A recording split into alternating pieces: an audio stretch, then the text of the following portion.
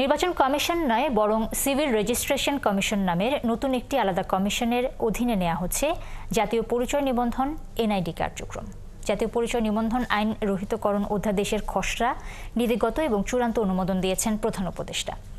উপদেষ্টা পরিষদ বৈঠকের আলোচনা অনুসারে মন্ত্রিপরিষদ বিভাগকে এই বিষয়ে প্রয়োজনীয় কার্যক্রম গ্রহণ করতে নির্দেশনা দেওয়া হয়েছে।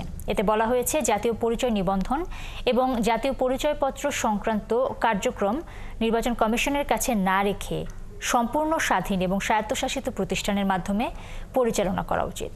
সেই সঙ্গে জন্ম নিবন্ধন সনদ, এনআইডি এবং পাসপোর্ট প্রাপ্তির ক্ষেত্রে সব ধরনের জটিলতা এবং জনদুর্ভোগ এড়ানো প্রয়োজন। এই লক্ষ্যে মন্ত্রিপরিষদ বিভাগ সিভিল রেজিস্ট্রেশন কমিশন অধ্যাদেশ করার প্রস্তাব করেছে। দর্শক, এই মুহূর্তে কমিশনে আছেন আমাদের সহকর্মী নয়ন আদিত্য। আমরা পুরো খবর জানতে তার কাছে চলে যাচ্ছি। নয়ন, এই খসড়া কখন জমা দেওয়া হয়েছে, অনুমোদন কখন দেওয়া হয়েছে সে বিষয়ে বিস্তারিত একটু বলবেন। সেই সাথে একটু বলবেন কবে নাগাদ এই প্রক্রিয়াটি শুরু হবে। একেবারেই প্রাথমিক একটি ধাপ। প্রথমেই বলে রাখি, এটি নিয়ে অনেকটাই বিভ্রান্তি ছড়িয়েছে। আমরা যেটি আপনাকে বলতে পারি, গতকালকে বিকেলে কিংবা দুপুরের নাগাদ মন্ত্রিপরিষদ বিভাগে একটি বৈঠক হয়। যে বৈঠকে মূলত তারা এই সরকার যেটি চাচ্ছে সেটি হচ্ছে এনআইডি কার্ড সহ অন্যান্য, অর্থাৎ জন্ম নিবন্ধন থেকে শুরু করে পাসপোর্ট করা, এই যে নিবন্ধন জাতীয় নাগরিকের যেসব অধিকার রয়েছে সেগুলোকে এক ছাতার নিচে নিয়ে আসার এক ধরনের চেষ্টা এই সরকারের রয়েছে। তারই প্রেক্ষিতে তারা যেটি বলছেন যে আলাদা একটি কমিশন করা হবে।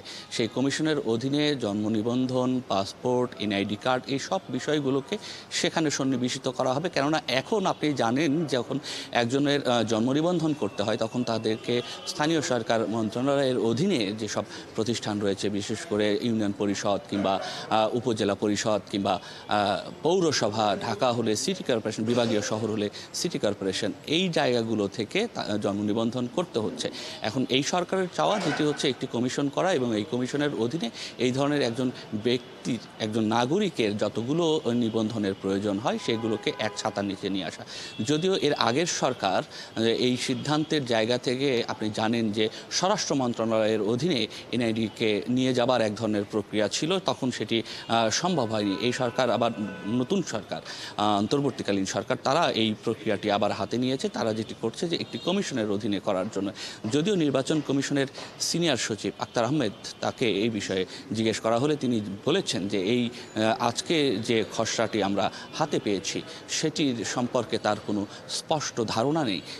তার ধারণা হবার পর তিনি এই বিষয়ে গণমাধ্যম কর্মীদের কাছে সবিস্তরে বলতে পারবেন। তবে এই মুহূর্ত পর্যন্ত তার কাছে এ ধরনের কোনো তথ্য নেই। তবে যে বিষয়টিকে আমি আরও একবার আপনাকে বলতে চাই সেটি হচ্ছে এটি একটি খসড়া এবং এই খসড়া অনুমোদনের পর আরও অনেক বৈঠক হবে। সেই বৈঠকগুলোতে আসলে সিদ্ধান্তের বিষয় রয়েছে। এর বাইরে আপনি জানেন, যখন এর আগে স্বরাষ্ট্র মন্ত্রণালয়ের অধীনে নেবার যে সিদ্ধান্ত ছিল তখন এনআইডি শাখার যারা কর্মকর্তারা ছিলেন তারা কিন্তু এক ধরনের প্রতিক্রিয়া দেখিয়েছিলেন। এখন এই সিদ্ধান্তের পর নতুন প্রতিক্রিয়া কী হবে, তাদের সঙ্গে সরকারের যে বৈঠক হবে সেখানে কী ধরনের বিষয়গুলো আসবে সেগুলো কিন্তু পর্যালোচনা হবে।